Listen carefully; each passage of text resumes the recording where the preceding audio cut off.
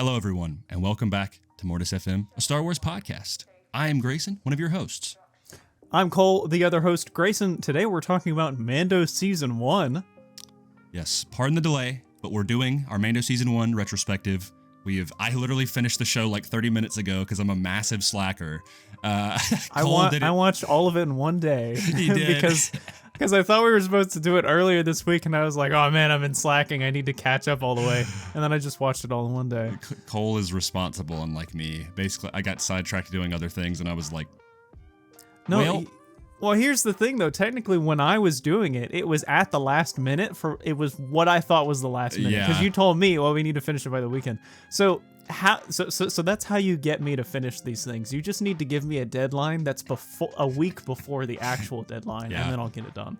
That reminds me of like, I remember when I was younger, this is super random, but little exposition for Grayson here. Like my great grandmother, when I was younger, she was like chronically early to things. Like she'd show up like an hour before the time that like was actually on time. Wow. Okay. Yeah. And so my parents would start giving her like the time like an hour later. So that way she would show up like when it actually was starting. And then she started being like, man, people are here early or whatever. And they're like, yeah, like, because like, which is so funny. But yes, The Mandalorian Season 1. I mean, I'm good to just jump right in it if you are. Yeah, let's get right into this super recent Star Wars content, right? I mean, Mando Season 1, huh? This December or this fall, I guess, it'll be 5 years since The Mandalorian debuted. There's no way. I feel like you're lying to me. I know that you're not, but like my brain's telling me I'm being deceived. It doesn't feel right. It's like doesn't feel right. But I mean, it's the first time that I've fully rewatched Mando Season 1 since it has debuted. I mean, I rewatched the only episode was The Prisoner. That one I've rewatched before because that's one of my favorite episodes, and we'll get into that in a second. But I have yet to be like, oh, I'm just going to go back and rewatch Mando Season 1 because I'm bad about rewatching TV shows. Yeah, it's a big commitment, I would say. Yeah, thankfully. At least it feels like one. Yeah, I mean, like something like Rebels, right? That's something that I want to go back and rewatch, but that's a lot more because there's just more quantity there. But Mando, hey, it's only 8 episodes, so like it's not that big of a deal. I just took forever to watch it. So yeah, it's when you look at the quantity of the episodes, it kind of makes you think, well, this is a whole lot. This is a much bigger commitment. But 5 years later, it's clearly been influential for you, my guy, with the Mudhorn calf and then the Mando banner right behind you. I like The Mandalorian. In fact, in my notes, I think rewatching Season 1, it cements that Din Djarin is back in my top 3 canon Star Wars characters. He's so good. So all right, so let's just go ahead and jump into like overall how did this make you feel coming back into to Season 1 after so long? Because I haven't watched Season 1 since it came out. You know, when I finished it, I was pretty much, I was done. Yeah.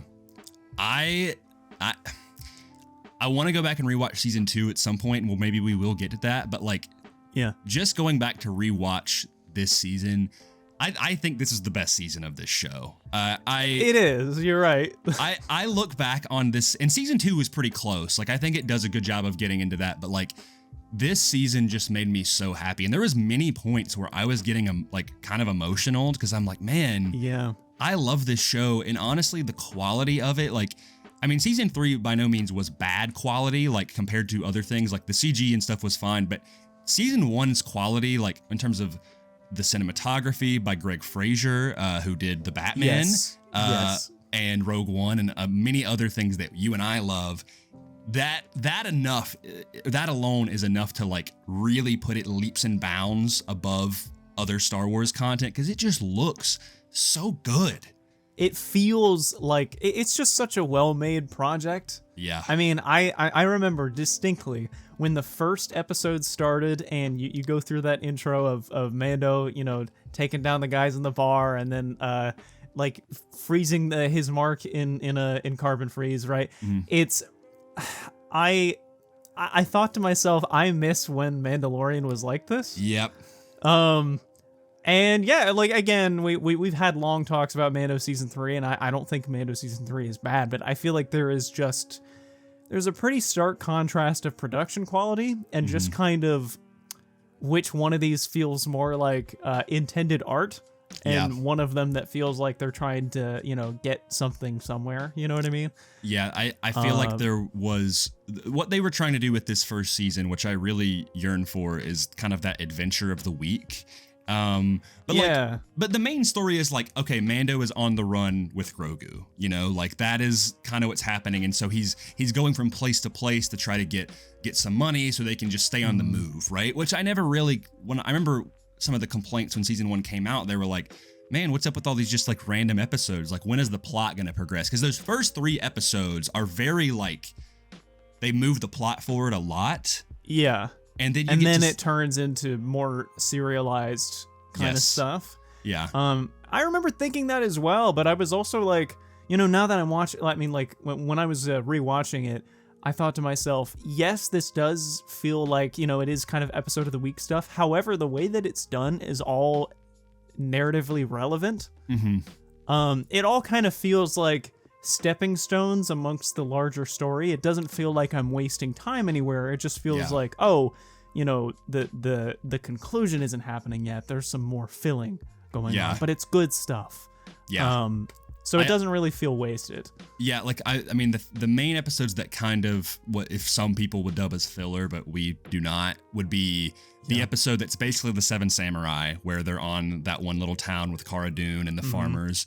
I really enjoyed that episode this time around. Like I remember watching it when it first came out and being like, yeah, that was fine. And watching it this time around, I really enjoyed that episode. It was very Clone Wars to me. Yeah, it's funny because there's an episode in Clone Wars that the exact same thing happens, except the enemy with Hondo. It's just 7 Samurai again, but Anakin and Obi-Wan are teaching all the farmers how to fight on Felucia. Literally, that's what I was thinking. Yeah. Yeah, I mean, and it goes back to what we talked about on our Visions, or when we were talking about Visions when our 2023 stuff, is that it's a Kurosawa thing, right? And they're paying homage to that, and Mandalorian is that like Western samurai kind of vibe that they're going for. So it makes sense they gave it another homage to that. And honestly, I have no problem with it, because you got to think how many planets there are where there's just meek farmers just doing their thing, and some big bullies pull up to, I mean, that's the Star Wars story, right? Like, is just a bunch of the everyday people being oppressed by these group of bullies, right? And they stand up and fight. So it's just it's a niche version of the Star Wars story, but those middle episodes, I kind of want to go and talk like episode by episode briefly, because I took notes throughout the whole thing, because I was like, man, like I have so many thoughts right now going through, and we've already talked about some of them, that being like the show is shot beautifully, and the volume looks really good in this season. Like, I think it feels, I know a big complaint with the volume, especially in like Kenobi and Book of Boba Fett, is it feels really like condensed on certain places, like, and that it just kind of detracts from the whole thing. But like Mando season 1, for the most part, does a really good job of it feeling like they're on these big wide open planets, whether it's Navarro or Tatooine or whatever. And I mean, it's not perfect. It's not the same of like Andor where they're actually there, but to be honest, it's good enough to be like, oh yeah, like it looks like they're actually there, I really liked the presentation of the environment, so just overall the environmental design. I think a lot of that can go to the cinematography as well. Especially in episode 1, like the first time you see the glove with the what is it? The tracking fob. The tracking fob. So like you just see his hand come out and you hear the beeping. Beeping with the cold open thing of it. I remember I was like, oh man, this is so good. I really miss when Mandalorian was like that, and there's a part of me that still wishes that he was kind of doing that life. I have a couple notes about that. Like, I really hope that in season 4 of Mando, like, he's doing this for the New Republic, right? Like, he's kind of flipped the side now where he's not part of the guild anymore. He's not working for them. And maybe he still picked up the odd bounty, but, he's settled down on Navarro. And looking back at, like, watching the season to where he's at in season 3, it actually made me appreciate season 3 a little bit more. I was like, there's a lot more set up here than I thought there was when I rewatched season 3. But yeah, like I just, when he goes into that bar, like one note that I have, and we mentioned the Batman earlier because it was the cinematographer Greg Fraser was the same person. The way Mando fights throughout the season is also very similar to Robert Pattinson's Batman. Like, it's true. Like it's true. Very heavy strikes and like wide. The way they walk is even kind of, Batman kind of walks with more of like a heavy stomp. But I have right here that like Din Djarin's walk is iconic, dude. Like the way he walks is so good, dude. The clank and just the wide stance, like, and the kind of tilt in his head as he's looking around is just so cool. I think you actually make a really good point, because I wasn't thinking about that, but like, given the fact that Greg Fraser, was the cinematographer for both projects, the more that I think about it, the way that both Batman and Mando are presented in their respective projects, they're presented as very intimidating and imposing in every scene that they're in. Like typically, it's from a what is it? Like it's a shot where you're kind of looking up at them. Yes. And like they basically dominate the shot that they're in. Ah, man, it's just really good. It's something that Connor says on Beyond the Dune Sea, their show, of like that silhouette, and like that silhouette of Robert Pattinson's Batman and that silhouette of Mando. Like, dude, I was gonna say, I'm looking up at the thing right now, just kind of looking at that. Like, if that was all black, right? If for people who are watching, who are not watching video, I have this really cool Mando poster or banner in the background. If this was just an all black silhouette, you would know who this is. That, I 100% agree. And it's like a Lego character. Yeah, it really is. That's a huge point about it. But one thing that makes that they gotta give this back to him, dude. The rifle. The rifle is iconic. Yes, that was going to be the next point that I was going to make. I miss his arsenal so much. I mean, listen, he has gotten upgrades, and I'm not going to deny that he has gotten some cool stuff during his, tenure from season 1 to 3. But I miss just that feeling of having all of this stuff at his disposal, because like in the Razor Crest, he had like this whole like closet of weapons, dude. And he's got the rifle, and then you get the he gets the jetpack at the end, and then he gets the the whistling birds. Whistling birds, exactly. Man, that leads me to another point. I miss the Razor Crest, dude. I do ship too. Is awesome. And I listen, I love the N1. I think that's super cool. But the idea, like we've talked about this before, like that the Razor Crest is, first of all, able to store bounties, because in the first season, or the first episode in the first season, we see that he's been freezing his bounties in carbonite and stuff. Like he's mass collecting bounties and then going back to Navarro and being like, yeah, here's the 7 people that I froze in carbonite, But like that, the Razor Crest, like people kind of rag on it throughout the whole season of like, oh, this old thing. I'm like, bro, the Razor Crest is sick. Like the Razor Crest is basically the Millennium Falcon of bounty hunter ships. Yes. Like it's, people will look at it and go like, oh, this hunk of junk, but it actually pulls things off quite well. And actually, I really like that point that's made in the Prisoner episode, that they like using it because it's not registered in the New Republic database. Yep. And so it can't be picked up by their scanners. Yes. Which is just like, it's basically just this ghost ship, which I think is really great. Yeah, it's the idea of like, it's a classic muscle car, or like, oh, like, you choose a brand new ship, that's your Lamborghini, but this is like your old school Ford from the 50s and 60s, right? Like and it's it may not be up there with like the all-time best, but it's got the bells and whistles to make it a potent ship. And I miss it a lot. And I mean, the N1 is dope. I love that ship, but I definitely missed like kind of you and I feel this way about like our ships. We really like where they kind of feel like a home, I was about to say, we miss the mobile home ships. Yes. Because the thing is like the N1 is great. It's one of the coolest starfighters I've seen in canon Star Wars to date. But I think Mando needs more of an arsenal to carry with him wherever he goes, because in the N1 he doesn't have any space. Yeah. I mean, he basically, Yeah, exactly. He's just kind of what are they called? Like little Italian cars, basically. Oh yeah, he's in a clown car, bro. Exactly. He just doesn't. I miss the Razor Crest because it had so much space within it. You know. Yeah. My guy even had a toilet in there. I mean, of course he did, but yeah, like, bro. We gotta have a toilet. I mean, Starfighters are awesome, but you and I we love. I mean, I love the Falcon. I love the Ebon Hawk. I love. I mean, the Slave One, the Fondor from Andor. Like, I love the Fondor, dude. One of my new favorite ships. Just being able to have a ship where you're able to like walk around and breathe is really cool. But I mean, like you make a good point from season 1 where like he has a really vast arsenal, and even in season 2 where like he loses the Razor Crest, but then he has the Beskar spear. I was like, okay, that's pretty cool. That's yet another melee weapon. But then he loses that, and now literally, I'm not kidding. In season 3, he has no whistling birds. All he has is a pistol and a jetpack. That's it. That's all he has. He doesn't even have a Darksaber anymore. Nope. Because that was like when he lost the spear, I was like, oh, now he has the Darksaber. That's awesome. Doesn't have that either. I miss. So I'll just go ahead and mention this. I miss the aspect of Mando season 1 that basically gave us the idea of kind of leveling up. You know, like he gets the Beskar and improves his armor. He gets the whistling birds. He gets the jetpack.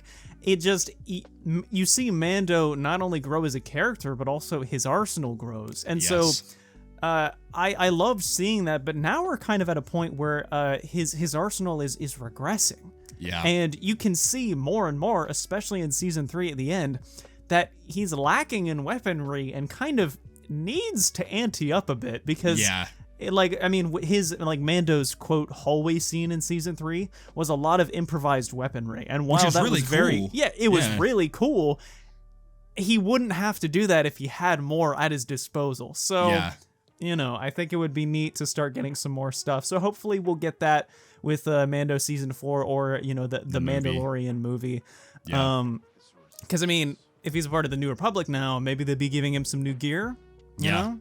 Have some resources. A really cool beefed up like New Republic shuttle or something. You know, would be cool. Dope. But yeah. So I also have I have a soft spot for brown armor Mando. Me too. I will say like. When it first happened, I was like, oh man, it looks so cool because it makes him look really rugged. But then by the end of the season, I was like, okay, I do really like the kind of the classic all silver or the all metal look. But that brown look of just like the chest plate and the tan shoulder pad with like the blue kind of highlight on it, it's just something about it that gives that man with no name vibe that I really like. Yeah, it feels very kind of like patched up, rugged. Kind of vibe. Yeah. And sure, what I will say is that the Beskar armor at this point, it feels earned. Like he's gotten there through tooth and nail, right? Yeah. Because obviously, like, you know, I didn't notice this all that much, but season 1, Mando gets like messed up. He gets beat up a lot. Yeah. And namely his armor, like his chest plate is like, when he fights the Mudhorn, it's like hanging repair. off. It's hanging off. He has to like mess with it. And so that makes me think like, yeah, that's basically some physical foreshadowing to I need an upgrade. Yes. And that's very earned. I am kind of glad that we're at a point where Mando has very much leveled up. But I think he needs some new gear. Like I want him to not only be to not only improve still as a character, but also to just get more stuff to mess with. Because the thing about Mandalorians, one of the reasons why people love them so much is, you know, in Boba Return of the Jedi, he's got all this stuff that he's using. Didn't do him any good in the movie, but no. You know, it's still very cool to just see how much they have at their disposal in order to combat sorcerers. You know what I mean? I mean, that was, they mentioned it even in this season that was it's interesting that Din, I'm jumping way forward, but that Din doesn't even really, like, he didn't even know because he was a foundling that, like, oh, the Mandalorians fought Jedi a long time ago, which is really intriguing. There's a lot of really cool lore stuff that was put in season 1 that I honestly forgot was mentioned here, but but I'll jump to that later. I'm like, let me look at my we did that. I think that this first season is, and I mentioned it a little bit, is really close to like Andor quality of like. I would agree. Like, I think Andor is maybe like a notch above, but like, again, that production value does so much for this first season with the lighting on the reflection on his helmet and the interior of the Razor Crest. Everything just looks so good. Production-wise, Mando season 1 is just extremely solid. It doesn't.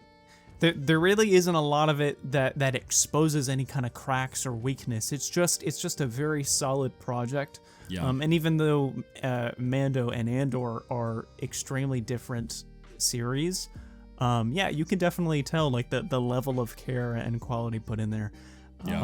Which I think like it makes that's why people put into question so often about quality of these projects, is because it's inconsistent. Yeah. I think it would be better if we just put this level of quality in everything that we did. Yeah. So hopefully that's another thing for another day. Yeah. Well, but I agree. Speaking of Andor, there's one little thing that I just want to go ahead and mention, is that in the final episode, or maybe the second to final, I think it's the final episode, Cara Dune says something and she says that she'll get abducted and put into an Imperial mind flare, and Grief Karga says something like, "Oh, that's just myth" or whatever. And is that what Bix goes through in Andor? Is that what that is? I don't know. When I heard that immediately, I was like, that sounds like something that the Empire, like the ISB, would use, against like, rebel diehards. But see, but you and I were on a similar level, but thinking different things. When she said that, I was like, oh, is she referring to the thing that Dr. Pershing was put under in season 3? Oh, where it wipes their mind. Yeah, because like they said that the Empire used to use it as a torture device, but then they were using it for therapeutic purposes. I didn't even think about that. So I don't know. It could be either one of those things. Both very good ideas. They could be sourced from the same technology because they have to do with like neural sound. So I wouldn't be surprised if they were both like connected as like the same project. Maybe maybe what's going on in Andor is like kind of the prototype of that. Right. And like then the one that you see in season 3 is like the perfected version. That's cool. It's so interesting that they repurposed that for rehabilitation. Yeah, and it also it would make sense connectively because the ISB is heavily involved in Andor, and Moff Gideon is ISB. They do mention that like he's the only. He was the only person. I forgot about that. I forgot about it too, and it makes me so. If anybody wants to go check it out, I had a really good discussion with Diamond Figs and a Star Wars Sith. But I was on their stream yesterday, at least when we were recording this, and I was talking about like I think it'd be really cool in Bad Batch season 3 if Moff Gideon showed up. Just as a background character, but like the fact that the whole cloning thing, what happens with him in season 3, and the fact that we also got Krennic in Bad Batch season 2, like we've gotten these sprinkles of different Imperial officers. I think even if just a Clone Wars style Moff Gideon showing up temporarily in Bad Batch would be a really cool little Easter egg. Well, I was also kind of curious. What if Moff Gideon showed up in Andor season 2? That would be crazy, dude. I would love that. I mean, this project. I mean, like Andor has had the most focus on the ISB than any other project has, and so what better to make a connection there? And now it would be basically pure fan service, but it would still be really cool to see him in there. I think that is something that like would not harm the show. I think some people are like. That have made jokes of like, well, what if Grogu shows up in Andor? And I'm like, that's not gonna happen. But like someone like Moff Gideon, even Thrawn, dude, like Thrawn would make sense to show up in Andor, especially because the timeline is kind of around Rebels. But I love just the idea of, I mean, this is jumping to Mando season 3, but that Imperial Shadow Council, like, dude, even Brendel Hux would be really cool to see. Or man, that guy, I don't even remember his name. That guy in Rise of Skywalker, that commands all those ships. He's like, I served you in the old wars and all. Allegiant Pride is his name or something. Yeah, Pride. That would be cool. I liked him. I wanted more time with him. He was basically the sub for like because they had thwarted Hux's character by that point, and they were like, well, now we need a actual real First Order guy. Man, Hux could have done it. Hux could have done it, man. I don't want to talk about that. We're talking about the Mandalorian. Oh yeah, how about that? I have another thing. Dude, the end of episode 1 when Mando meets Grogu, and there's a parallel here that I wrote down, so I'm just kind of connecting my notes. I'm stupid because when they reveal at the end of the first season how Din was rescued by the Mandalorians, I did not recognize that was a parallel to Grogu meeting Mando for the first time, of them reaching their hands up to each other. Like when Din is in that basement reaching up to a Mandalorian, that's why he saved Grogu, is because it happened to him. Yeah. I'm dumb. I never made that connection. Well, Grayson, these days media literacy is a difficult thing to come by. But no, I'm going to be honest. Now that you mention it, I remember that connection. But now that I was watching season 1, I just wasn't thinking about it. I mean, I knew that he wanted to look after Grogu because it was, resembling him being looked after as a foundling. But I wasn't thinking, the shot-for-shot resemblance. I didn't think about that.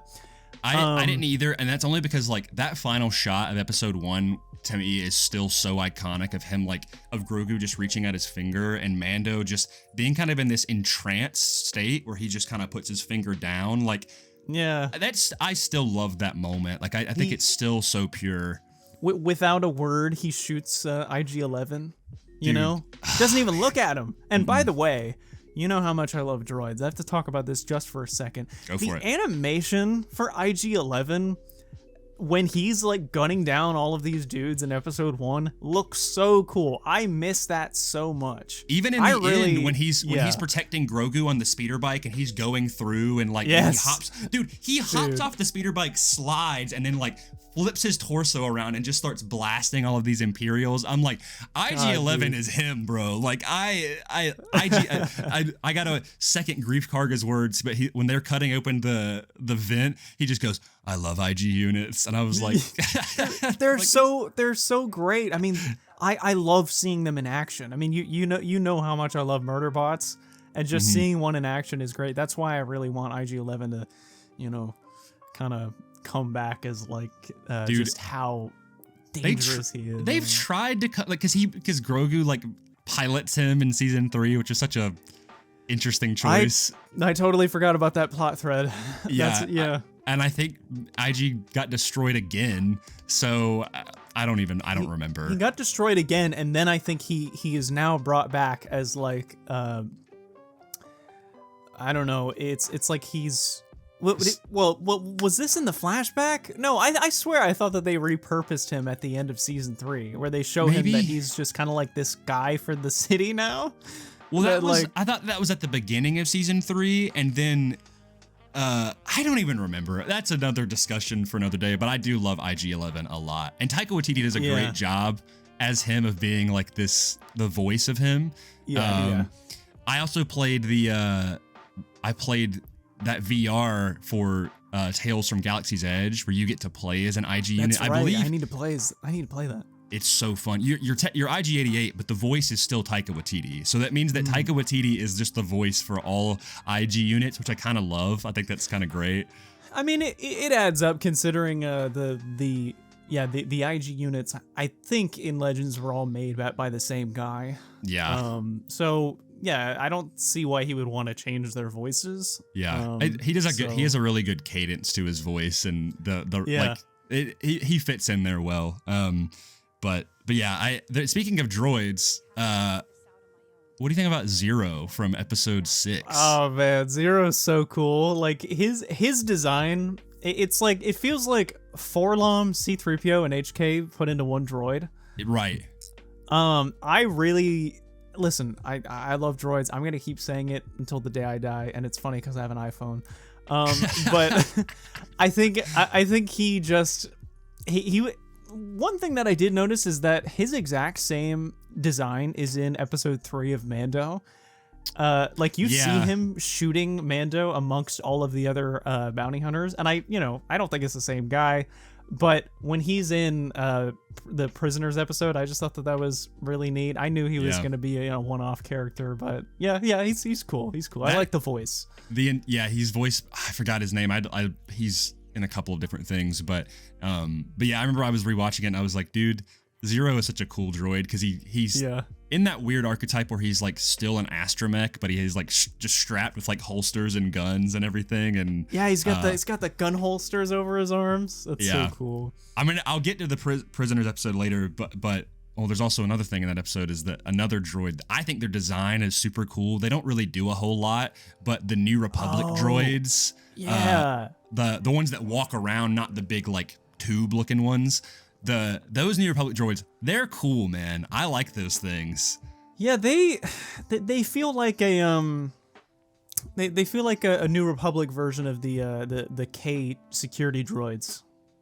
Oh yes, they do. Yeah, those like are really.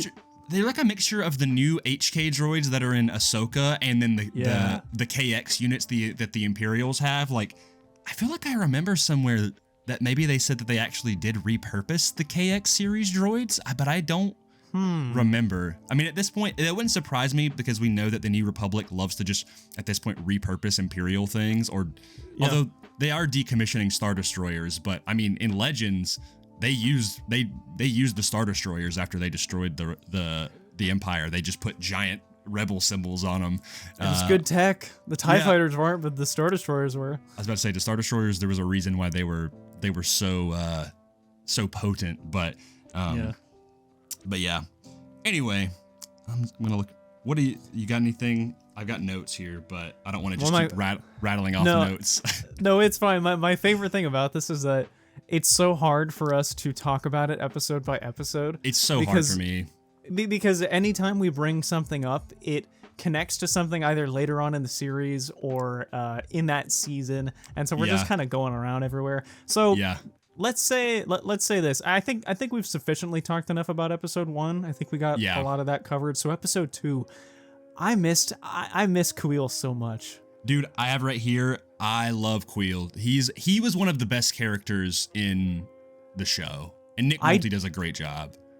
I 100% agree. I totally forgot that he was a part of the Empire.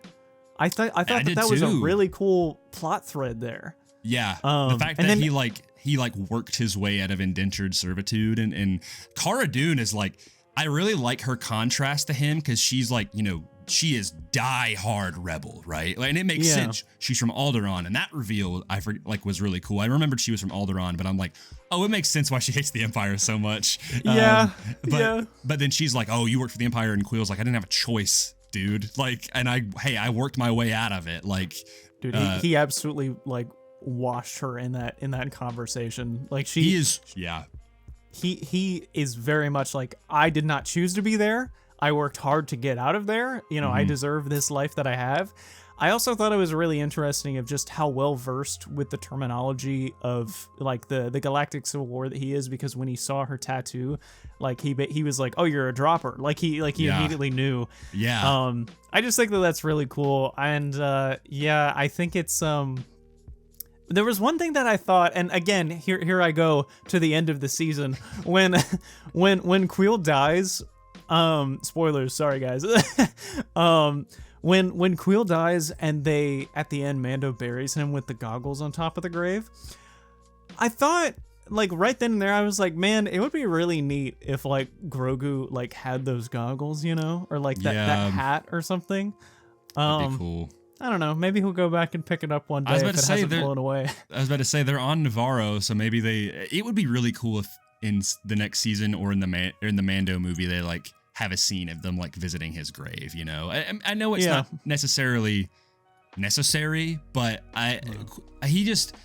he was one of those characters that, like, I mean, in the ensemble that Mando has of, at least in season 1, that was kind of what they used in all the promotional material, was that it was IG-11, Grief Karga, Cara Dune, and Kuiil. Those were like and Grogu, of course. Those were like, that was kind of like the main cast of The Mandalorian, but now Cara Dune is no more. Grief Karga's doing his High Magistrate thing. He's obviously got Grogu, and IG-11 is... Cara Dune is no more. It's in universe, she just blew up. I I will say, like, just, and I'm not going to get into the whole, like, politics of it all, but, like, when Cara Dune first shows up, and I'm jumping to episode 4 because we can't keep track of everything, but I do have something about episode 2 in a second. I was like, Gina Carano was not really good in the beginning, but by the end of the season, I was like, oh, I like her. Like, I did really like Cara Dune, and it makes me sad that she's not part of that crew anymore.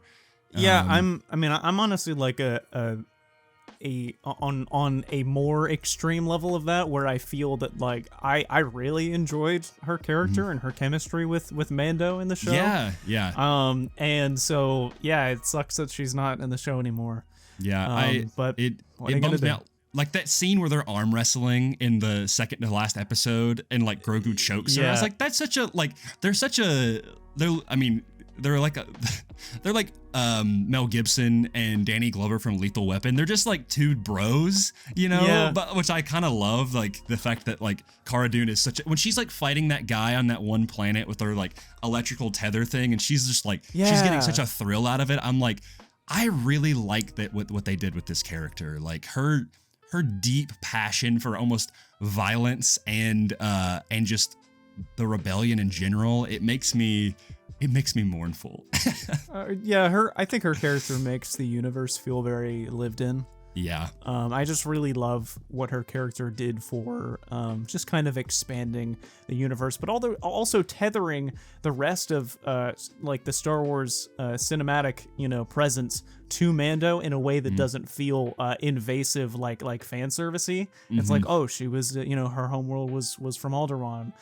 She was a rebel. She was there on Endor, I think. Yeah. And then so like you've got some connections there, but she's not like, oh, I'm Han Solo or whatever, it's not like a cameo. And it doesn't feel like heavy-handed, like in your face, where she's just constantly like they give you these little sprinkles throughout the show of like her past, and the best part about it, or my favorite example of this is especially in those last 2 episodes when Gideon is getting in all of their heads, when he's like exposing all of them. I was like, dude, Gideon is he is a mental force to be reckoned with, because he's just like rattling out all this information. He's like Cara Cynthia of Alderaan, rebel shock trooper, and I'm like, man, like he's egging them on. Yeah, they said one thing and then he just handed them all their IP addresses. Like, exactly. He was like, he's just that hacker guy on Xbox or whatever, where he just types in everything and they're like, oh. I feel half tempted to just like create an edit where someone opens up an Xbox 360 voice message that's just a grainy recording of Gideon saying all those things. But since you brought it up, just real fast, I laughed to myself really hard in episode, I don't know if it was 4, but it was it's when Grogu like chokes Cara very briefly. Oh yeah. And I laughed because I was like, I think Grogu knows something that we don't at the time, and I was like, I think he's onto something. It's something about Gina Carano. It was in that when they're arm wrestling, he like thinks that she's a threat. No, I know. I just thought that it was funny that like Grogu like looked into the future at what Gina Carano was gonna do, and then he just did that. So I was just laughing to myself about it.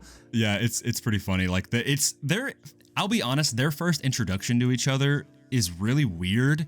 Like I was like, what is happening right now? I have it written down where I'm like, why was Mando like going after her? And I think I concluded that it's like because he thought she was a bounty hunter, which makes sense. Yes. Because they land on this planet, it's like, oh, she's after us or whatever. But like to be honest, like the idea of them like first meeting and them getting to this like fight, and then they're like, oh, you're cool. Yeah, you're cool. Let's be friends, because they fought. I was just kind of like, okay, like that's fine, I guess. It was corny. But yeah, I think I was open to it. I thought it was funny. And then Grogu showing up with his little cup of tea, like I'm like, bro, this. that waitress that Mando paid to keep an eye on him, like she did not do her job. Yeah, she just was like, here's some spatchka, and then just dipped, But I'm imagining just Grogu just teleported, like he just vanished. He does that all the time, bro. He's just he'll pop up out of nowhere. Like there'll be scenes where he's in one place and then the frame cuts and then he's like already down and walking. I'm like, is off camera he's just like like just speed walking. Man, that just makes me think, because we're gonna backtrack just a little bit here. When Mando resolves to go save Grogu instead of leaving him behind, like when he sits down in his ship and looks at the ball, I don't know, man. There's something about it, because like there was so many shots just staying on his helmet, and you know, like it's all about the context of the scene, that you fill in the blanks of what the character's feeling at that time. No words, you don't even see his facial expression. All you do is look at his mask, you look at the ball, like, and you know what's going on in his head. And I just think it's just so great. It happens so much throughout the show. There's even a point in the Prisoner episode when he meets up with the guy from Batman Begins who's like, "Whoa, you don't like falafel?" Is that guy? Yeah, oh my god, that guy. That's Detective Flass. Yeah, Will, if you're listening, that was for you, because and even there's a lot of Batman references in my head, but yeah, he like looks at Mando, and I think they're talking about that it wasn't part of the deal for them to use the ship, and Mando's like, that's not part of the deal, and he gives this like, Mando turns and like looks right at him, and I think his name is like Raph or something, or like and he's like, oh, like what's the look for, you know, like, and it's just, there's so much emotion just just from this helmet, dude, like from how long he looks at someone, to the tilts in his head, to like, it's so well done, and massive credit to the stunt, because it's usually just the stunt guys in the suit in those scenes. Yeah. Like, I really think that the only time Pedro is in the suit is in the last episode, and that's only because what I saw is that never throughout the show you don't ever see his jaw move when he's talking, but when he reveals his face to IG before he takes the helmet off, you can see his jaw moving with the line. So I'm like, okay, Pedro's actually there delivering those lines. The rest of it, they're usually just kind of, probably they have recorded all of his lines and then they put it in there. But yeah, like Mando is probably like the most prime example of a character, maybe like him and Andrew Garfield in The Amazing Spider-Man 2, where they just give so much emotion from just having a mask. There's nothing there, you know? Yeah.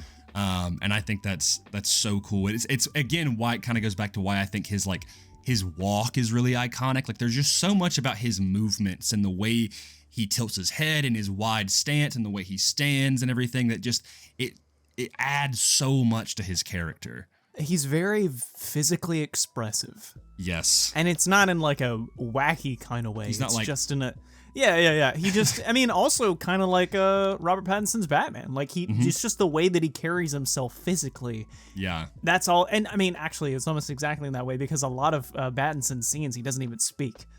And most of the time he just kind of has a deadpan look. It reminds me of one of his first scenes when he is conducting an investigation during the crime scene, and all he does is look at the floor, and like he can tell that there's a piece of evidence that the detectives missed, and he just looks at it, and then he moves on. He looks at like the wall, moves on. I don't know. It's very similar there, and I think Mando kind of emanates that energy, and I feel like we don't have a lot of moments for that, because in some of the later seasons, I feel like Mando, even though he is the main character, I feel like he hasn't been given as much time to do that sort of stuff. It's not very Mando oriented anymore. Yeah. Those first two seasons, especially, they give a lot of power to his his gestures and things like that. But there was something I was gonna say. Oh, I literally have in my notes to kind of wrap this up, but that I'm like, literally, Mando is just Star Wars Batman. That's literally what he is. And you know what, the biggest scene that likens it to that is in the Prisoner episode when the lights are flashing and he's blinking. I'm like, that's literally that's not in one but two different Batman movies. That's in The Dark Knight Rises and in the Batman. So yeah, I love it. Dude, he absolutely wrecks house in that Prisoners episode. They made such a mistake by turning on him. Dude, when it's probably my favorite episode in the season, so I keep going back to it. And it also adds a lot to his character. But like when he gets put in the prisoner cell and then he's like waits for the droid to like walk by and then uses the grapple to like pull him to the door and rip his arm off. Rips its arm off. That's dude. so wild. And then he like turns on like the security system or whatever. Yeah. And then it goes. I mean, it is literally Batman because it goes from different characters. It turns into a Predator map. Yeah, it turns into a Predator map. That's exactly what it is. That's just so crazy. He's such a great character to follow. Yeah. I really think that season 1, and this might be a hot take, but I think season 1 Mando is best Mando. Like for his character. Specifically for Din Djarin, absolutely, dude. Like yeah, because I mean it's really just focused on him. Like he is just the main character. Yeah, so. They don't focus a whole lot. I mean, I'm glad that later seasons they do flesh out Grogu more, but in this season it's like it's about him, and of course he's protecting the child, but it's very focused on him and his backstory. So I hope we kind of get more to that, but anyway, back to episode 2, and I'm not trying to like dwell on it too much because I'm fine with hopping around, but one scene that is still one of my favorites in all of The Mandalorian is the fight with the Mudhorn. I think it's so good, dude. Like it's also just very evocative of Django versus the Reek. Which that's true. Which was like when he uses the hook and he gets like dragged through the mud. It's the exact same way that Mando did it, or that Django did it. It just happens like that. But also when he's about to get taken out by the Mudhorn, and he accepts his fate, but he also takes out the knife and almost the vibra knife. Yeah, in kind of like a pious pose almost. Yeah, like he knows that he's probably gonna die, but he's gonna take this thing out with him. It's such a character for him. It's such a Mandalorian thing, like that's they're all about the glory and the honor in battle, right? And and we see a lot of his like honorable nature in this season, and people are like, oh, your honor and your code, which I think back in Legends people didn't necessarily think that much about the Mandalorians. Like I remember when I was a kid, I always viewed the Mandalorians as like, oh, they're just warriors, and yeah, they are all about like the glory of the battle and everything, but they're not like good people. Whereas I'm like, no, I like that the framework of, I mean, yeah, sometimes they do bad things, but for the most part, like the Mandalorians are a creed of noble warriors, Yeah, it's not. I will think about that from time to time, especially when the Old Republic is put into question, because like I love watching the Galactic Archives from Star Wars: The Old Republic MMO. It talks a lot about Mandalorians, but oftentimes people will kind of talk about, well, are the Mandalorians inherently evil? And the thing is, they're not. It's just warfaring and conquest is a part of their religion, essentially. Yeah. Like it's all about battle and, like glory. And I don't know, it makes for a very interesting clan, I guess, because they're not a race, they're not a species, but they're a people. Yeah. And I really, just the more that I think about it, I really love how just Mandalorian culture is just being constantly expounded upon in canon. Yes. Because a lot of it was just kind of conjecture in Legends for a long time, but now it's all being very solidified, which is why I just want a story about, Tar Vizsla. I think that would be so sick. I was going to say two things that I really want to address that I have a lot of notes about is there's a lot of references to the Night of 1,000 Tears, which at the time was kind of confusing because people were like, the last we had seen of the Mandalorian significantly was in Rebels, right? And we were like, oh, well, like, but they didn't get wiped out in that, because there was that art that happened when season 4 came out of Rebels, where of all the helmets and the ash and everything. Yeah, and we were like, well, like that didn't really happen though. And then to be like, oh, in that time gap, the Mandalorians have been wiped out. That it did fail, and of course, Bo-Katan lost the Darksaber. So like that stinger reveal at the end is still insane to me. But just the foreshadowing in general of the night. I say foreshadowing because we get it. Don't they show the Night of 1,000 Tears flashback in Book of Boba Fett? Yes, I think they do. Yeah, with the KX droids. Yeah, the KX droids. They're in like the bombs or like. Anyway, I'm not getting. We've talked enough about that, but it's my favorite Boba Fett related scene. Yeah, exactly, Boba Fett, man. That I still love the acknowledgement of that, but even then, when they're talking about the the war against the Jedi. Yeah. She mentions Mandalore the Great, Yeah, she calls him Mandalore the Great, which I just think is very interesting. Yeah, and I'm like, man, again, going back to our last episode, like, I want to see that story, dude. Like, it is ripe for potential. And, oh man, there was one thing that, that I was going to mention, is that it's kind of crazy to me that they had been connecting all of this, because 5 months later when this show ends, we started getting Clone Wars Season 7, and which ended with Siege of Mandalore. And we talked about it last episode, but the device that they use on Maul for Force-sensitive beings, like the fact that they were sprinkling that through there of like, oh, there was a war with the Jedi, and here's a device that suppresses the Force so they can be locked up, like that, and also getting that Bo-Katan, and then later that year we ended up getting Mando Season 2 where she shows up. It's just, I was like, man, like they really, in hindsight, it's kind of cool to see how they connect these certain plot threads, especially with the Mandalorians. Yeah, wasn't that at the time that they had basically announced that there was some Old Republic based movies that were being worked on that didn't kind of come into fruition? I'm wondering if that was when they started sprinkling stuff, because I mean, Star Wars does this thing where they will introduce plot threads that don't get resolved until like a decade later. Yeah. So yeah, I mean, we're already halfway there. So just give me some Mandalore the Great, Mandalore the Ultimate stuff. I was about to say, that's got to mean it's still got to be their next big trilogy. Like, if they're smart, that should be their next big trilogy. Is like, hey, there's so much from the Skywalker. There's so much there. That's at least a decade worth of content right there that they of big movies that people could go and see. Like, once Mando the show gets wrapped up, if you tie the name of of Mandalorians in those titles, whatever, it's like Star Wars, even if it was just called Star Wars The Mandalorian Wars Part 1, Part 2, and Part 3, people would go and see that because they're like, oh, Mandalorian, so cool. What's that about? And having like an expositional crawl of being like, 2,000 years before the reign, or before the Clone Wars, there was another great war, not between droids and Jedi, but Jedi and Mandalorians, and like just that whole. Man, I mean, look, talk about that forward there, Grayson. I got you, bro. Yeah, we're going on another rant thing, but when we get these teases in Mando, I'm like, man, I love the Mandalorian culture, because you and I we really like Jedi culture, but I'm like, this show did so much for the Mandalorians.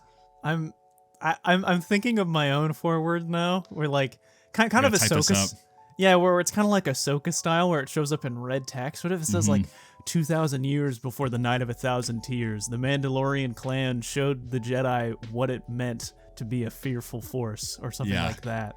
It would be really cool if it was the red text, but it's in Mandoa, and then as it's progressing, it translates into like standard text. That'd be pretty cool. This guy's got it. Guy's got it. Let us cook. Anyway, Or, Star Wars, just please start cooking, One of the two, we'll take it. But we were talking about the upgrades and stuff, and I'm like, dude, I'm going back to what we said last week, like, I need a Mando game so bad. Like, the way this story... Yes, I was going to say the same thing, yeah. The way this show is framework, it really just gives off, like, this is a video game. You play as this character and you're leveling up and you're going on these adventures, and the main story is protecting Grogu, but you have the choice if you want to go, oh, here's this cool side quest where you meet up with people from your past. What's that about? And or going to this planet and meeting up with this rebel drop trooper. And then, by the way, in that episode, if by the end of Mandalorian's legacy, he does not go back and marry this farm woman, dude. Oh yeah, absolute bozo, Din. Like, come on now. I honestly I wouldn't be surprised if that quiet life that he wanted, he ends up going back to that planet. He wanted to stay. The only reason he didn't stay was because people were after Grogu. Nobody is after Grogu now, dude. Yeah. Like, after the Heir to the Empire stuff and Thrawn's defeat and everything, let this man settle down. Let this man get a dub, and maybe he's going to have to renounce the ways of the Mandalorian creed, and to be honest, I think that'd be kind of cool to do by the end of it, but maybe he settles down and Grogu finally grows up and he's like, like Grogu continues the legacy, right? Like, I don't know. There's no more Mando. There's only Din Djarin, basically. Like he just kind of hangs up the helmet. I don't know. Yeah, maybe. I don't know. It would be tough, but I'm like, she wanted him, dude, and he wanted her, bro. Like there was chemistry happening. It was palpable. Yeah. Like he was even gonna leave Grogu there in her care because he trusted them, you know. Right. And but what did I lead from that? Oh, the Mando game. Yeah, thing, so you were talking about a game, and I was like, because I was also thinking the same thing, because Mando, you know, he's leveling up, he's getting gear, he's doing quests, but also he's tipping the scales of different factions in each other's favor. Yeah. You know, so I can imagine like a game decision where it's like, do I save Grogu and then I ruin my reputation with the Imperial Remnant and also the Bounty Hunters Guild? There's moments like that where he makes decisions, right? Where, like, for example, again, going to the prisoner episode, where he decides, like, you have the option, right? I'm thinking of this in kind of an Elder Scrolls type way, where it's like you have the option of, like, you could kill, his name is Quinn, the Twi'lek guy. You could kill him, or you could turn him in and get the money. But then he decides, he's like, okay, I'm going to turn in and get the money, and then blows them up with the thing. Like, that seems like a really cool, creative way to, like, finish that quest, you know, to be like, oh, I didn't even think about that, you know, I think about the Dark Brotherhood quest line in Skyrim of, like, when you kill the Emperor or whatever, like, whenever I would get that money and the guy that hired you to do that, I would always end up killing him afterwards because because I was like, this guy kind of ruined the Dark Brotherhood, and now I don't really associate with the Dark Brotherhood. Okay, they're evil, but like at the time, I remember being like, I'm gonna get the money and then I'm just gonna kill you because like you've ruined this whole thing. True testament of a Dark Brotherhood assassin. It's true. I was like, I mean, I got the money, but yeah. Tell Jabba I've got the money. Yeah, I really think that it's kind of a no-brainer to make a Mando game. It's also probably, I'm not going to say it's the best time to do it. I feel like the best time to do it maybe would have been like a year and a half ago, when it was like really at its height. But people love Mando, right? Just make a game. That's a moneymaker right there. Especially a multiplayer game where you can level up your own Mando gear and team up with other Mandalorians.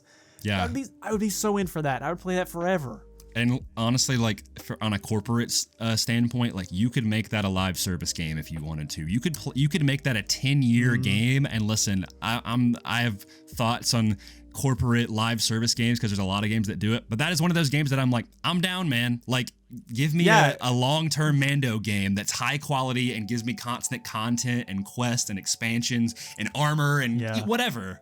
Imagine it says, like, next season you get to go to Coruscant and take missions there. You like add new planets and new factions, like the Black Sun update where you get to like work with dude. Come on, man, that would be so cool. Or like the remnants of Mandalore update where like you can find a Mandalorian armor set. Bro, yeah, you get to go to Mandalore and like scavenge the caves and everything, and maybe even you can witness the mythosaur. Yeah, that's like an end game boss or something like that. That would be crazy, dude. If you end up taking it down, you can change your character's title to being a Mandalore the Great, or something. Dude. Oh man, that'd be really cool. I know that's very MMO coded, but still, like the idea of kind of having this expansive like Mandalorian game, which I mean, I talked about that. That's like my dream project, is kind of have this like kind of Red Dead style Mandalorian game. But I'd really like to see like CD Projekt Red tackle it. I think they could be a really good studio for making that. It would literally be a combination of The Witcher and Cyberpunk. Like, yeah, literally. I mean, and they could do it too. It would be great. Yeah. It'd be sick, dude. I mean, they're not owned by a specific company. So like, and now that the Star Wars license is, you know, Lucasfilm license in general is out there for all kinds of different companies. I would be cool if like, I mean, someone like, well, I don't know if the legality of this, but like Rocksteady, for example, would be really cool. That'd be good. Man, especially with how they've got Suicide Squad Kill the Justice League right now with Deadshot's gameplay, his jetpack. Yeah, I mean, like when you were even Harley's grapnel gun, dude. Like that's a Mandalorian thing. Like it's so doable right now. Yeah. Anyway, we're rambling, but yes, as we do. Yeah. yeah, I was talking the video game and like the foreshadowing thing. I'm looking at and all my notes. Let's see. Oh, one little thing that I noticed is that the farm lady, I forget her name, she uses the Relby V10, which is boss gun. I thought that was funny. Oh yeah.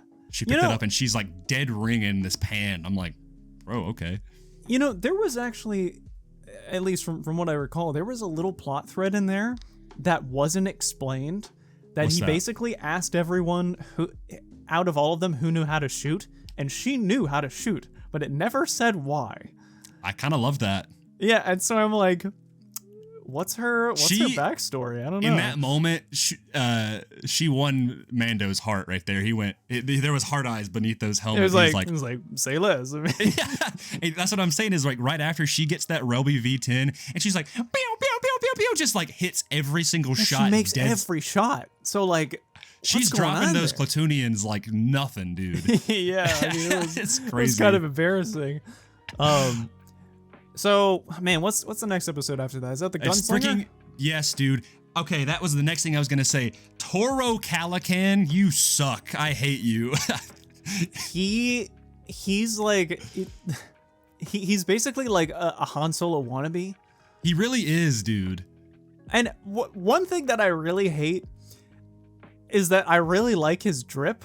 And I think that's intentionally so, because you can tell that none of it is for utility's sake. It's only to look cool. It's for it even adds up. It's all for flair. Like he gets the speeder bikes, and then also when they meet up with the Tuskens, and he has the binocs. Din is like, give them the binocs. He's like, those are brand new. Like he's like a rich boy. How much that cost? Yeah, exactly. Like he's just a rich boy playing the part of bounty hunter. Like he sucks, but he's trying to have like this.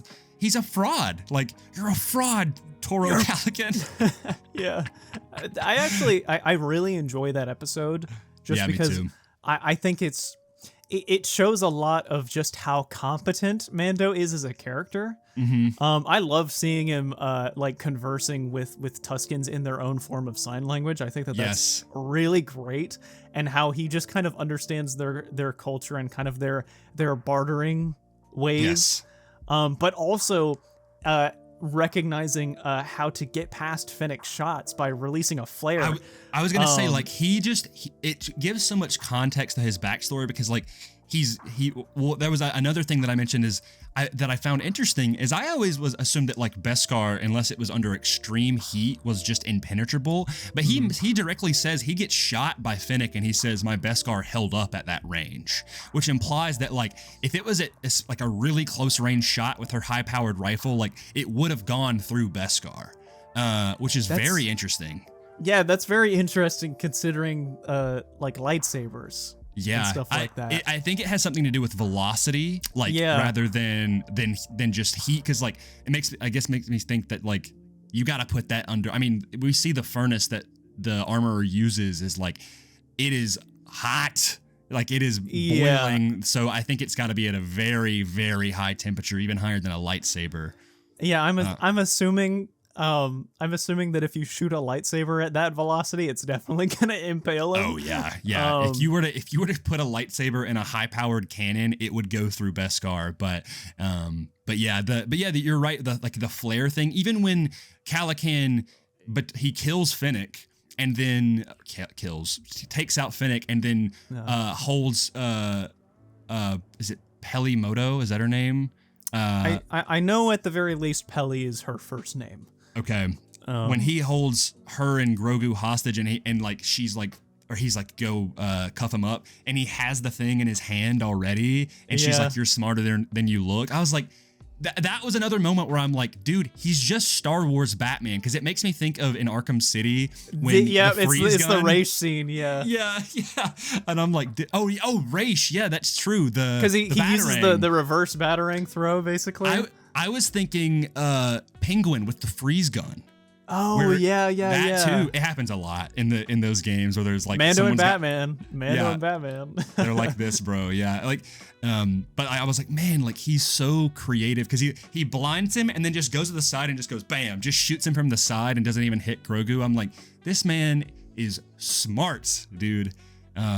I love little scenes like that. The alternation of they wait there till, another moment that's very Batman is that he's propped up sleeping for the night. It's the speeder bike, and Calican is like, sleeping on the job, old man. And he's just sitting there, and he goes, "You done?" And he's like, "Yep." I was like, that's so funny, bro. I think from that moment, Mando kind of suspected him more. Yes. Dude, the guy's such an idiot. Like, also, dude, it kind of sucks to see. I mean, I think Tatooine will probably thrive more, but it kind of sucks to see, like, Tatooine is very, very sparse and abandoned in that episode. Like, there's not a whole lot of people. Even the cantina is just kind of dead. You can tell that it almost sounds mournful, but like the loss of Jabba. True. And also just kind of the massive power vacuum within the Hutt cartel. It really shows.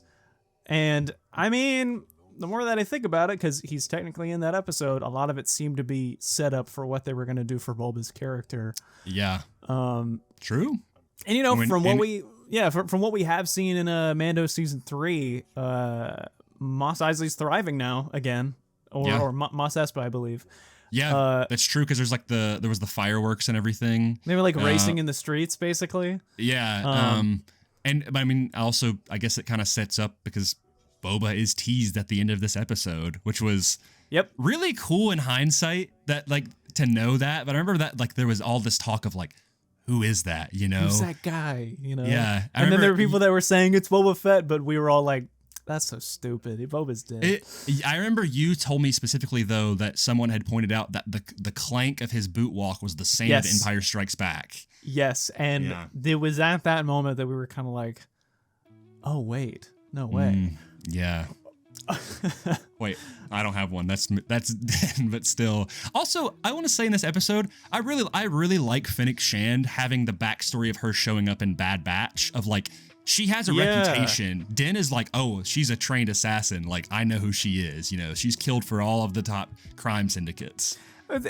Dude, even Mando knows not to mess with her. He's I forgot his name already, but that guy is just like Duped. It's Toro Calican is his name. Great value. Han Solo says he's like Fennec Shand, and Mando's, he essentially says the equivalent of, all right, good luck, and then he just kind of he just leaves basically. He's like, what? Why? He's like, bro, that's Fennec Shand, you idiots. Like, I'm not, and he's like, fine, but I get to lead point on it, you know. She's one of the galaxy's best assassins. Which done took down Cad Bane, so makes me very excited for Bad Batch season 3 because she's back in it again. Which I'm very intrigued by. But she's a character that I really do like. When the more, I mean, she kind of fills this like less evil version of Aura Singh. Which I really like. But I mean, the more bounty hunters and stuff you throw in and give cool lore and context to, I'm fine with it, man. I'm always in for more of a underworld Star Wars. So yeah, and that's the best stuff in this show. I mean, going from the gunslinger to the prisoner is just very underworld heavy stuff. Yeah, honestly, really most of the show is pretty underworld heavy. Like at least in season 1, they talk about. I mean, I have it here in my notes. They talk about like warlords and things like that, and it's just that. Like that 3 years after the Battle of Endor, of seeing like the galaxy is trying to recover from not even just that you mentioned a power vacuum on Tatooine, but a power vacuum in the entire government. I mean, the New Republic hasn't got its footing yet, you know? Yeah, what did they call it? They basically just said like the fledgling New Republic or something like that. Yeah. But also something as simple as Mando turning in his bounties to Karga and offering Imperial credits, or he offers him Imperial credits, and he doesn't take that. So the best he gives is calamari flan. It's just like, I don't know. It just makes the universe and the galaxy feel a lot more open. Yeah. I love when there's like when they introduce different currencies and things like that, because I think even games like KOTOR did that, where it'd be like, oh, there was different types of credits that you could get, and I don't think it mattered too much, but I was like, that's really cool that because of the state of the galaxy, like Imperial credits aren't worth anything, you know? Yeah, I love that kind of difference because the galaxy's massive. There's so many different races, you know, and currencies and planets and governmental systems, especially in the New Republic era where things are. A lot of the galaxy is pretty lawless at that point. Yeah. You know, the loss of the Empire throws everything from an oppositional control into a revolutionized entropy. So it's like everything. It's kind of like everything's in a power grab situation. Oh yeah.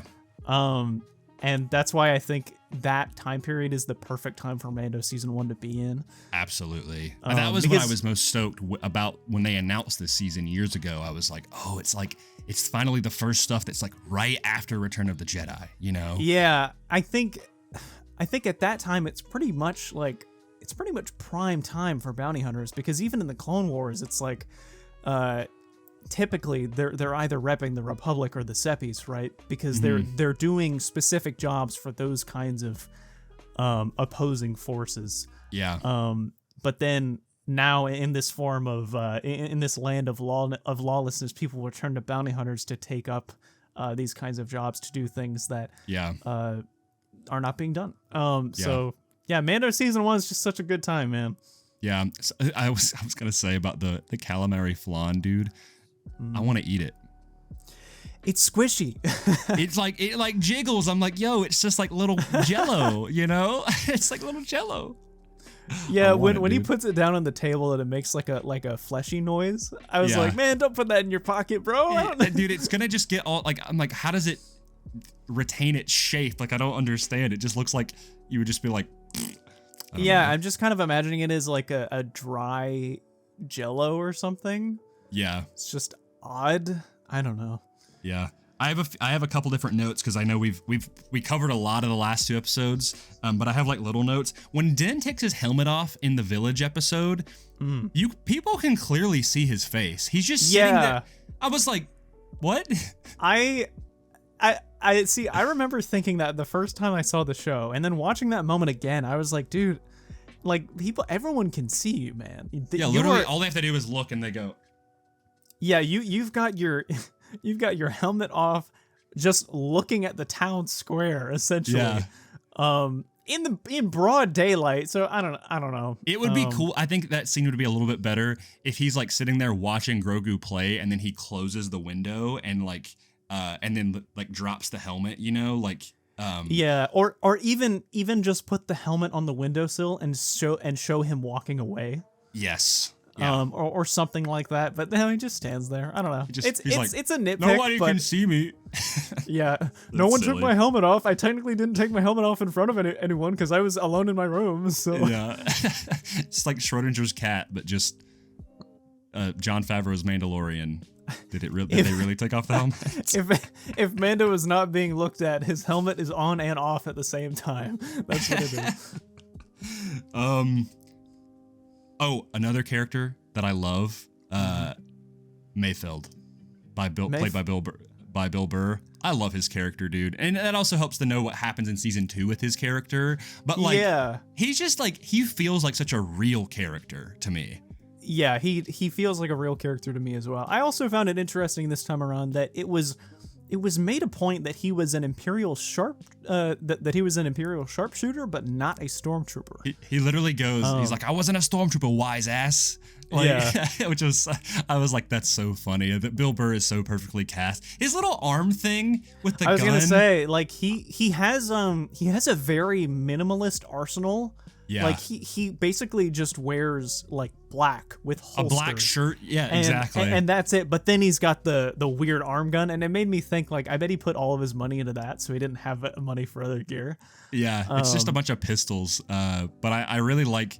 It made me think. I'm like, man, I really hope, knowing that all of them are alive except for Quinn and the guy on that space station, but Zian.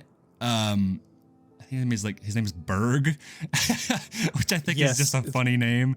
And he looks like a Berg, doesn't he? He does. He really does. Like I'm like Berg. That's his like name. Imagine if he was just called like Walter or something. I don't know. Jimmy. Walter. That's really funny because Bill Burr is in Breaking Bad. He's the You're other right. security guy with is it Huel or whatever his name? Huel, yeah.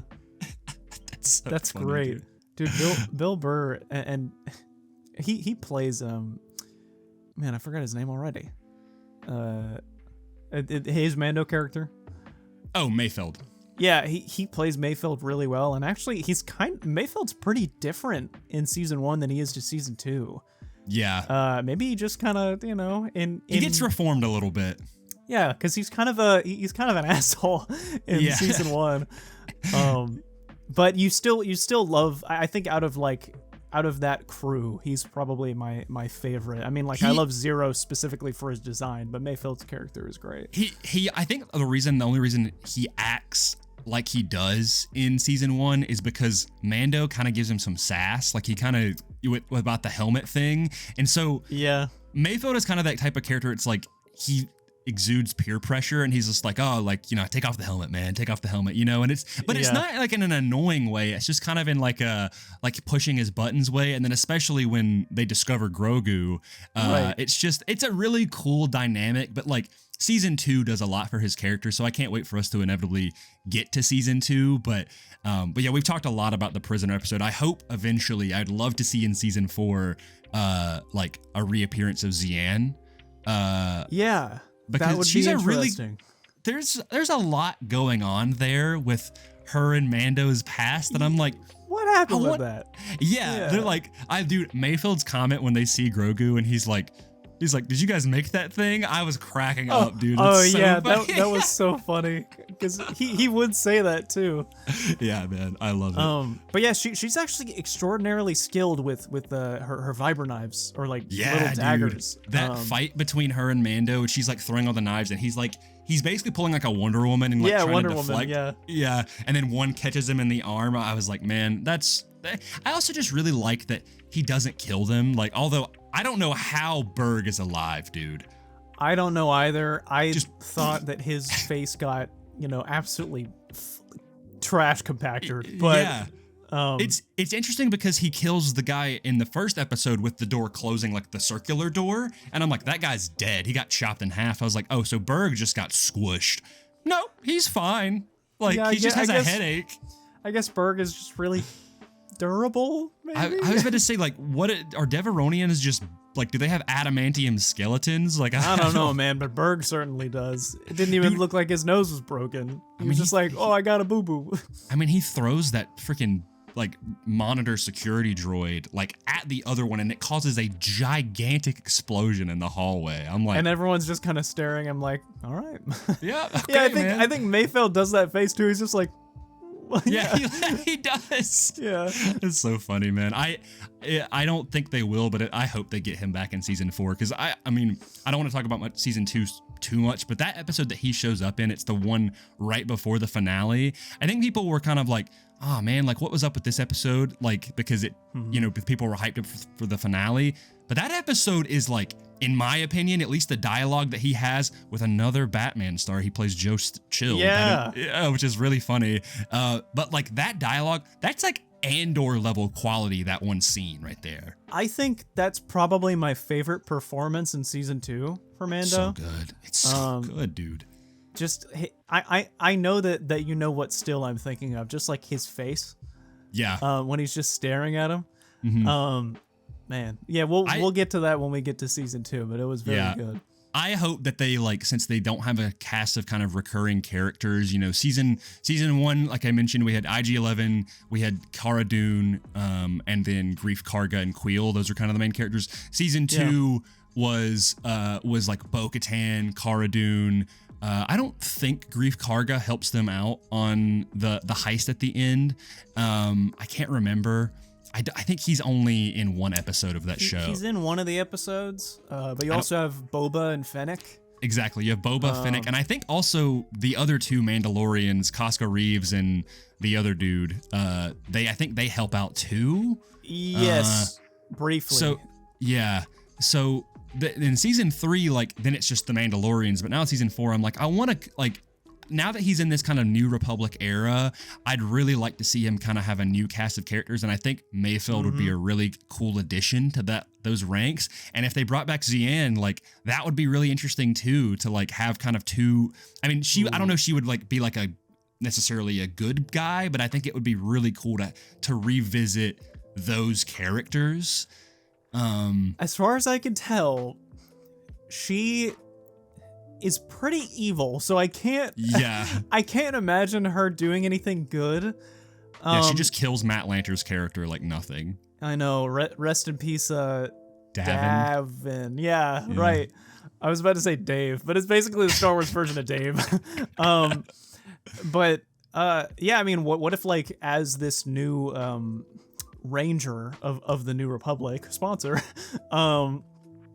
he's like tasked with maybe hunting down Xi'an, and then he's like, I need to get someone specific for this, and so he goes to get Mayfeld. Yeah, because I don't think Mayfeld gets thrown back in prison, like because he's on like some junk planet. Like I think they let him go. They do let him go. Yeah, I think they do let him go. Yeah, we'll have to get to that when we get to season 2. But yeah, I think he's kind of too interesting of a character to just kind of leave as is. Yeah, I think it's just up to Bill Burr. Yeah, I really like his connection to Mando, and so I think that there's a big opportunity to have him in future stories there. And I mean, yeah, and characters that I want in future stories with Mando, I want Boba Fett to be back there just because I want I want there to be a better taste in my mouth than, Book of Boba Fett from like the last time I saw Boba. So let's get some proper writing on his name. Yeah.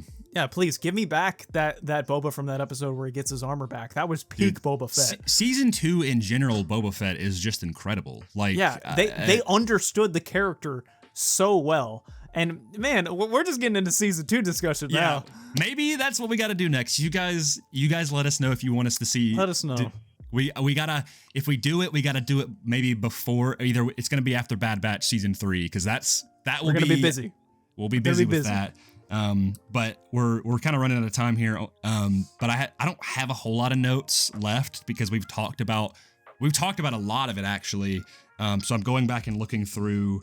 We did that. Oh, one thing is the client, I know he's dead now, but he's such a funny guy. Like in the ending, he's just like, I want to see the baby. Like I would like to see the baby. Yeah, like I don't know. He's just. You kind of get the vibe that if there was a meeting of Imperial officers, he's just like that one kind of geezer that when he talks, everyone just feels very tired. Yes. And they're just kind of waiting for him to finish saying what he's saying. But he's just so vaudevillain kind. His vocabulary is probably some of the most intense I've ever heard in Star Wars. Like the way he speaks is so specific. Yeah, and he's also dripped out like Kraven the Hunter, basically. So dude, he's got the fur on his neck and the gold medallion Imperial insignia. Like, okay. Well, again, like I'll just kind of state that I really love this point in time where there are these Imperial warlords. Like I love the term warlord because it basically states that they aren't working together. They're all trying to kind of stake their own claim. Yeah. And this is another guy that's there, and Gideon just absolutely murks him. Dude, that was my next point is like Moff Gideon killing everybody, like just wiping them out is so cold. Mm-hmm. Like, yeah, he was a menace. I really like Moff Gideon as a villain. Like, at least in this season and the next season, like he's great. His theme too. That was another thing that I want to mention with episode 2 is the Mudhorn theme is really good, but Moff Gideon's theme, like Ludwig is going off, bro, with like the trap beats and stuff of like, dude, his score is incredible. Like so good. I was watching this season, I was like, wow, I really didn't pick up on this when I was watching the show at the time. Yeah, he's really good. It makes me upset that he's not really part of the show anymore. Like his main theme is still there, but he like, I mean, bro did Oppenheimer, okay? Like he's on, I mean, yeah. But maybe they'll get him back for the movie, which would be really cool. I think that'd be a cool way to round that out. That would be very, very serendipitous. We would like that. I would like it. If you get Greg Fraser and Ludwig back, bro, the Mandalorian movie is going to be a near 10 out of 10. Like, I have no doubts about it. Imagine having Boba in the Mando movie, because then we could give him the proper cinematic treatment. Oh, it's got to happen, dude. Like, there's no way. Like, if you're gonna make the movie kind of this rounded out finale of the show, like, you've got to bring in all of the kind of major people, whether that's Grief Karga or Mayfeld or whatever, like these Cobb Vanth, Boba Fett, people that were like sprinkled throughout the show, like the Mandalorian, not Book of Boba Fett. Because I was gonna say Cad Bane, and I'm like, nah, I don't want Cad Bane in it. I love Cad Bane, but I don't want him in the movie. Cad Bane is a Book of Boba Fett season 2 thing. Yes, I would say he's more tied to Boba Fett in general. So yeah, at this point. Yeah, I would say probably leave that plot line to that. Yeah. Unless somehow, this rivalry within the syndicates is the plot of the movie, which would be interesting. But honestly, yeah, at this point, I'm just theorizing, like, what's this movie gonna be about? Like what if it is just like a cute little story about them hanging out on Navarro? It's not actually action packed, which we know it will be. Yeah, but the key art is literally him like jumping out of a ship with his jetpack holding Grogu, which I think is like the defining shot of what the Mandalorian has become. Which, like, that's fine, but I definitely miss, like, to connect to the jetpack thing, and this will be my last point, is when he takes out the TIE fighter, dude. Amazing, so cool, dude. When he uses the wrist launcher to like hook onto it or something. He boosts straight up, dodges the TIE fighter, and then yanks onto it and like it's so cool. He's getting like whipped around too, and I'm like, dude, I would probably throw up if I was doing that. But like, imagine me in my helmet just like, Ugh, that would be disgusting, dude. Yeah. No, that was one thing, going back to kind of one of your earlier points. Like, I really like that Mando is not just like this tour de force, like he gets beat up, he gets thrown around, but he still triumphs, and that's what I like with a lot of my characters is like, when he fights Berg in the prisoner episode, like, he's getting thrown around and drug across the terminals and everything, but he prevails. And the same thing with this TIE fighter is like he picks up one of the bombs and then it flies out of his hand, and like he doesn't hit every note the first time, which I really like. I 100% agree. Mando basically gets like the boot of the galaxy, because when you're going throughout season 1, he's essentially going through a lot of the beats of A New Hope, at least in terms of adversaries and environments and stuff. But he's always dealing with something in a way that it is just so oppositional to him that like he's just taking L's, right? Yeah. Like he gets tracked down by those Trandoshan bounty hunters, has to fight them, and then he fights the Mudhorn, and then while he's gone, the Razor Crest gets stripped by Jawas, and he goes and tracks them down, but then he gets zapped by them and falls off the Sandcrawler. It's just he's dealing with a lot of stuff, but at the same time, you just really love to watch him face that adversity again and again. Yeah. I like that they don't make him like, this just infallible, like unpenetrable character where he's just like, oh, he's got Beskar. Yeah, nothing can happen to him. Like when Moff Gideon shoots the power pack for the gun. I mean, it like Mando is going to die, unless he does not get help. Like that's cool to me, right? And of course he's quickly, healed up right after due to IG, but. Which is a really cool moment. But I just love that I'm like, yeah, like, even though, and it goes back to kind of that Batman thing of the way they fight, at least Robert Pattinson's Batman is like, it's not perfect, it's not clean, because they're just people. They're very, talented and fierce people, but they're still just people, right? Yes, he's still, even though he is like very badass as he is in season 1, he's still unrefined. There's a lot that he has yet to go through. Like, it's interesting because the way that they introduce him, they make it seem like, oh yeah, you like Boba Fett? Well, here's basically our new Boba Fett. But then it's clear, it's very quickly shown this is not like Boba Fett was at his prime. I think Boba at his prime would probably take a lot of these situations very differently. But then as the series goes on, he starts to become that. He becomes more and more fierce with each situation. So you love seeing characters grow. Yeah. It makes me think of even in Book of Boba Fett when he has the Darksaber, like he's having a hard time getting the hang of it. You know, he even injures himself at one point, but like he still prevails, you know, and then you get to his hallway scene where, he's leveling up, right? Like he's going through wave after wave and taking the shield and taking the blaster. And so it's cool to see how much he's grown. And he's still not like invincible, but he can take a beating and still persevere, which is really cool about him. Yeah, it's like just seeing that growth. Like I don't think that season 1 Mando at the beginning, even with Beskar, could take down Gideon as he does in season 2, or do the hallway scene as he does in season 3. He had to go through a lot of growth and getting beaten up a lot to do that. So and he always gets back up too, which is something that I like in my characters. Is no matter how many times Batman-y.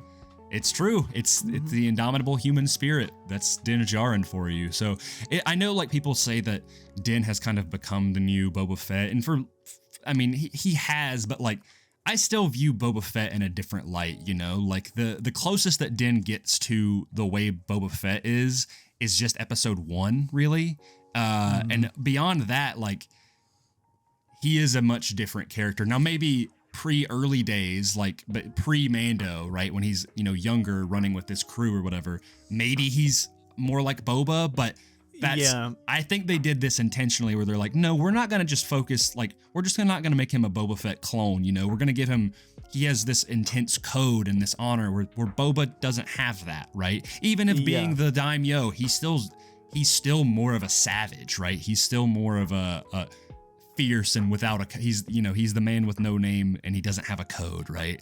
That's Boba. I agree. I think when Mando's introduced to us at the beginning of season 1, he's basically like, this is the character that we made from the Boba Fett template.